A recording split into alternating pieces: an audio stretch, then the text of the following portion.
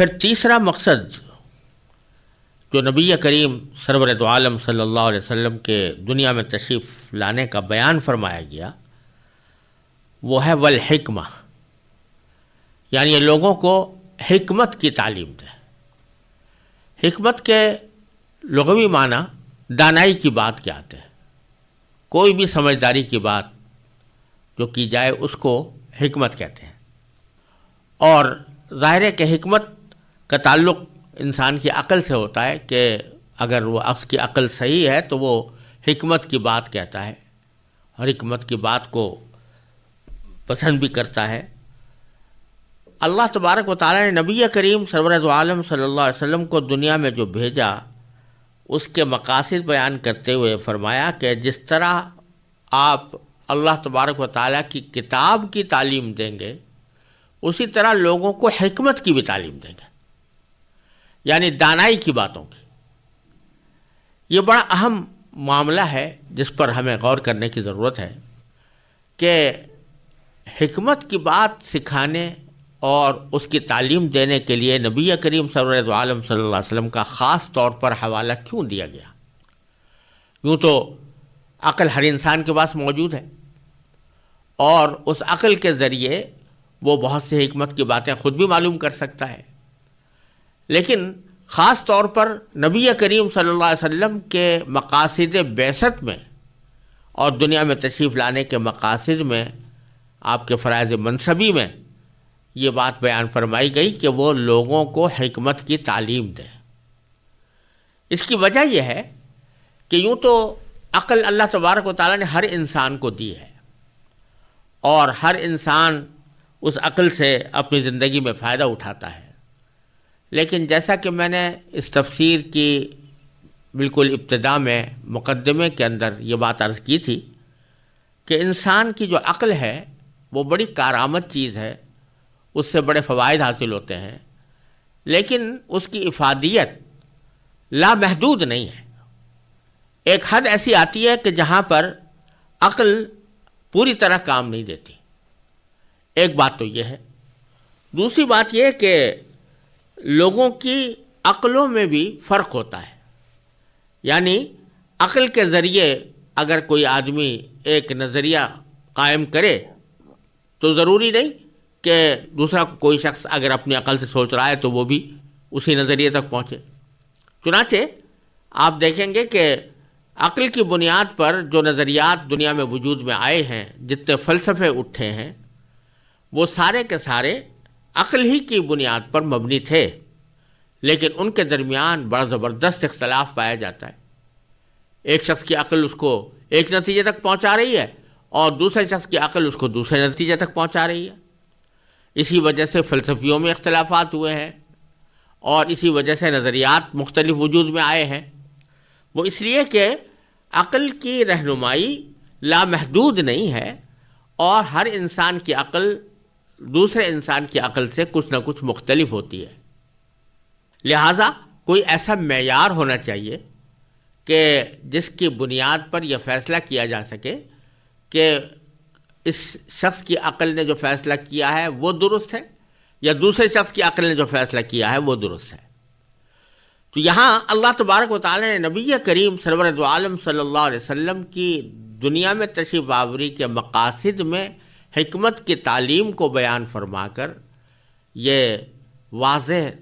اشارہ دے دیا کہ جب کبھی عقلوں میں اختلاف ہو، انسانوں کی عقلوں میں اختلاف ہو، ایک شخص کی عقل اس کو ایک طرف لے جا رہی ہے، دوسرے شخص کی عقل اسے دوسری طرف لے جا رہی ہے، تو فیصلہ کن معیار جو ہے وہ نبی کریم سرور دو عالم صلی اللہ علیہ وسلم کی تعلیم کا ہوگا۔ یعنی آپ نے جو کچھ تعلیم دی اور آپ نے جو کچھ ارشاد فرمایا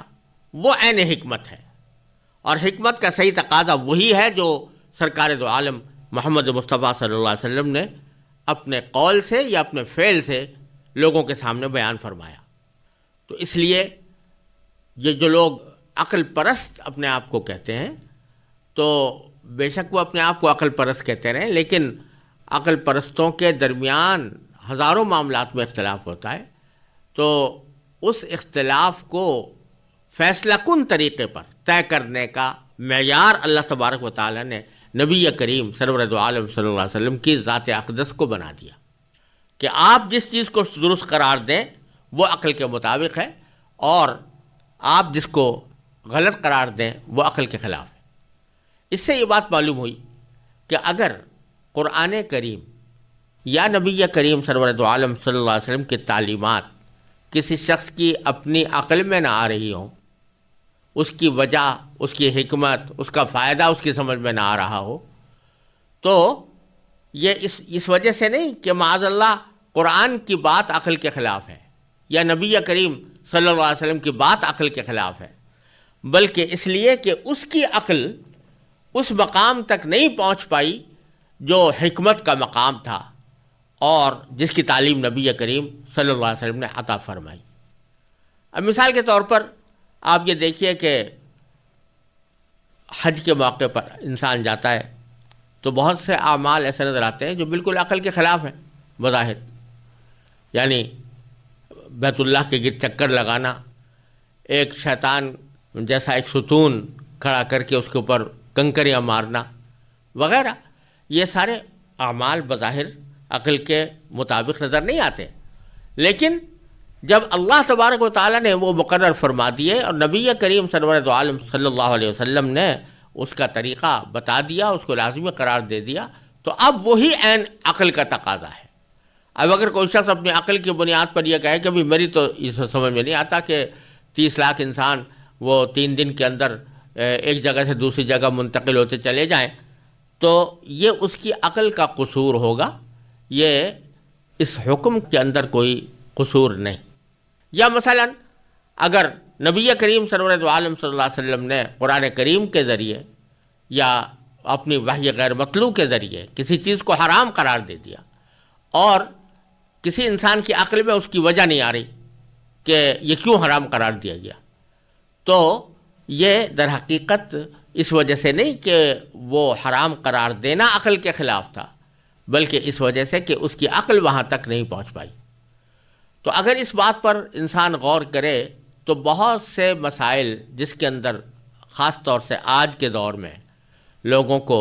غلطی لگتی ہے، وہ اس بنا پر لگتی ہے کہ وہ ان کے ذہن میں خیال پیدا ہوتا ہے کہ یہ حکم کیوں دیا گیا۔ مثلا کوئی جب سود کی حرمت کا ذکر آتا ہے کہ سود حرام ہے، تو فوراً آج کے لوگ یہ سوال کرنا شروع کر دیتے ہیں کہ کیوں حرام ہے، یا شراب حرام ہے تو کیوں حرام ہے، خنزیر حرام ہے تو کیوں حرام ہے۔ تو وہ اس وجہ سے کہ ان کی عقل میں اس کی حرمت کی حکمت نہیں آ رہی، اس حرمت کی وجہ اور اس کا فائدہ سمجھ میں نہیں آ رہا، اس واسطے وہ انکار کرنا شروع کر دیتے ہیں۔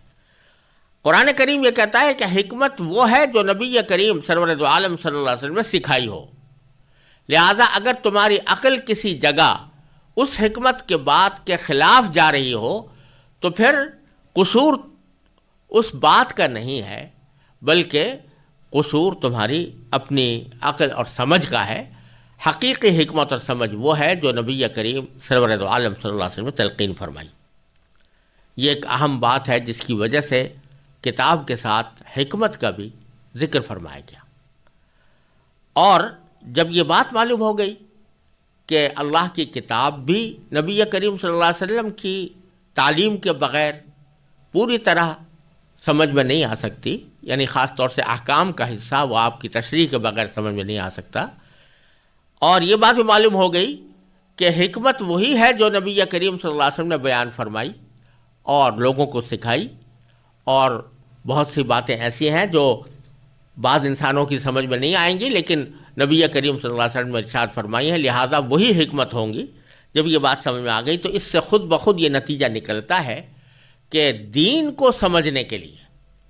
اور دین کے صحیح احکام اور تعلیمات تک پہنچنے کے لیے جس طرح قرآن ضروری ہے، اسی طرح نبی کریم سرور دو عالم صلی اللہ علیہ وسلم کی سنت بھی ضروری ہے۔ اور سنت کے معنی ہے حضور اقدس صلی اللہ علیہ وسلم کے اقوال، آپ کے ارشادات یا آپ کے افعال، یعنی جو کام آپ نے کیے، اور آپ کی زندگی کا پورا طرز عمل، وہ سنت کہلاتا ہے۔ تو جس طرح قرآن ضروری ہے تو قرآن ہی یہ بتا رہا ہے کہ جس طرح قرآن ضروری ہے، اس کی تلاوت ضروری ہے، اس کو سمجھنا ضروری ہے، اسی طرح نبی کریم صلی اللہ علیہ وسلم نے جو اس کی تعلیم دی، اس تعلیم اور تشریح کو سمجھنا بھی ضروری ہے، اس کو جاننا بھی ضروری ہے، اور جن حکمت کی باتوں کی تعلیم دی تو ان حکمت کی باتوں کو سمجھنا بھی ضروری ہے۔ اور یہ جب ضروری ہے تو یہ اس کے بغیر سمجھ میں نہیں آ سکتی کہ جب تک نبی کریم صلی اللہ علیہ وسلم کی احادیث اور سیرت ہمارے سامنے نہ ہو۔ تو اس وجہ سے خود قرآن کا تقاضا یہ ہے کہ نبی کریم صلی اللہ علیہ وسلم کی سیرت اور سنت، اس کو بھی دین کا لازمی حصہ اور شریعت کا ایک بنیادی ماخذ قرار دیا جائے۔ یہاں بعض لوگ یہ شبہ پیدا کرتے ہیں کہ قرآن تو ہمارے پاس تواتر کے ساتھ اس طرح پہنچا ہے کہ اس کے ایک حرف، ایک نقطے، ایک شوشے میں کوئی تبدیلی نہیں ہوئی، لیکن نبی کریم صلی اللہ علیہ وسلم کی سنت جو احادیث کی شکل میں ہم تک پہنچی ہے وہ اتنے تواتر کے ساتھ نہیں آئی، اور اس کے اندر احتمال ہے کہ وہ اپنی اصل شکل میں محفوظ نہ رہی ہو، اور اس شبے کی وجہ سے ہم ایک مشتبہ چیز پر کیسے عمل کریں۔ لیکن پہلی بات تو یہاں یہ سمجھنے کی ہے کہ اگر واقعتاً اس آیت کریمہ کا تقاضا یہ ہے کہ انسان کا دین قرآن کے ساتھ سنت کے بغیر مکمل نہیں ہو سکتا، اور دوسری طرف اللہ تبارک و تعالیٰ نے ایک طرف تو نبی کریم صلی اللہ علیہ وسلم کی سنت کو ایک لازمی حصہ دین کا قرار دے دیا، اور دوسری طرف اس سنت کو محفوظ رکھنے کا کوئی انتظام نہیں فرمایا، تو یہ تو اللہ تبارک و تعالیٰ کی حکمت بالغہ اور قدرت بالغہ کے اوپر اعتراض ہوگا کہ ایک طرف آپ یہ فرما رہے ہیں کہ ہم نے حضور کو اس لیے بھیجا تاکہ قرآن سکھائیں اور حکمت سکھائیں، اور یہ قرآن اور حکمت کی ضرورت صرف صحابہ کرامی کو نہیں تھی، قیامت تک آنے والے تمام انسانوں کو تھی۔ آپ کی تعلیم کے لیے، انسانوں کی تعلیم کے لیے آپ کو بھیجا گیا، اور پھر جو تعلیم آپ نے دی اور جو حکمت آپ نے سکھائی اس کو محفوظ رکھنے کا اللہ تعالیٰ نے کوئی انتظام نہیں کیا، تو یہ تکلیف مالا یطاق لازم آتی ہے جو اللہ تعالیٰ کی قدرت کاملہ اور حکمت بالغہ سے ممکن نہیں ہے۔ لہٰذا خود اسی سے پتہ چل رہا ہے کہ ضرور نبی کریم صلی اللہ علیہ وسلم کی سنت کو محفوظ رکھنے کا اللہ تبارک و تعالیٰ نے انتظام فرمایا ہوگا، اور پھر وہ انتظام حقیقت میں اگر واقعے کے اندر دیکھا جائے تو وہ واقعتاً ایسا انتظام ہے کہ دنیا کی کسی بھی ملت، کسی بھی مذہب میں اپنے پیغمبر کے ارشادات اور آپ کی سیرت کو محفوظ رکھنے کا ایسا اہتمام کبھی نہیں ہوا جتنا اس امت محمدیہ اللہ صاحب الصلاۃ والسلام کے علماء نے کیا۔ اس کی ایک بہت لمبی چوڑی تفصیل ہے جو یہاں مختصر الفاظ میں بیان نہیں کی جا سکتی۔ یہ پورا علم ہے، علم حدیث، علم اسماء الرجال، علم جرح و تعدیل، احادیث کو چھان پھٹک کرنے کا، اس کو تنقید کی چھلنیوں میں چھان کر اس میں سے دودھ کا دودھ اور پانی کا پانی الگ کر دینا، یہ محدثین کا بہت بڑا عظیم کارنامہ ہے جو اللہ تبارک و تعالیٰ نے ان سے لیا۔ اسی لیے لیا تاکہ قیامت تک آنے والے انسانوں کے لیے جس طرح قرآن محفوظ رہے، اس طرح نبی کریم صلی اللہ علیہ وسلم کی سنت بھی محفوظ رہ کر ان تک پہنچے اور وہ اس سے رہنمائی حاصل کریں۔ پھر آخری اور چوتھا مقصد بیان یہ فرمایا گیا کہ نبی کریم صلی اللہ علیہ وسلم کو اس لیے بھیجا جائے کہ یزکیہم، وہ ان کو پاک صاف بنائیں۔ یزکی یہ فعل ہے اور اس کا مصدر ہے تزکیہ،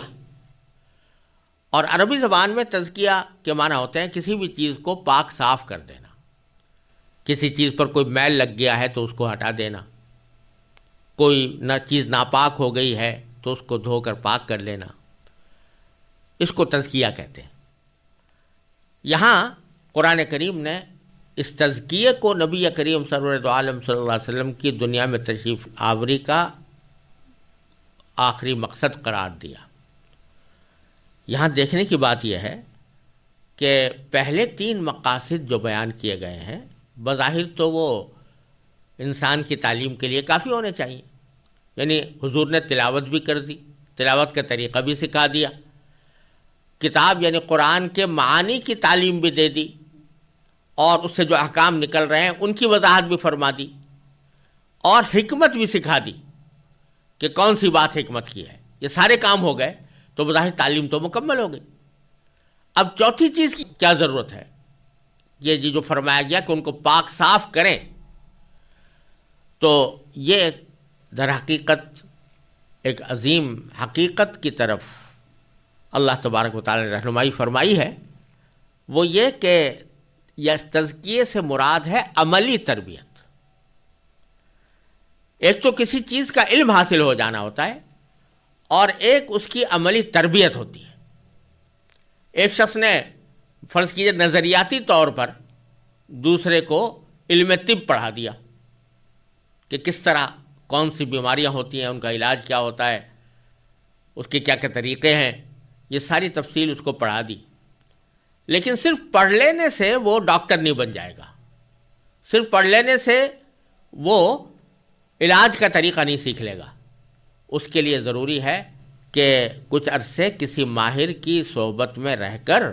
اس کی ٹریننگ حاصل کرے، تربیت حاصل کرے. چنانچہ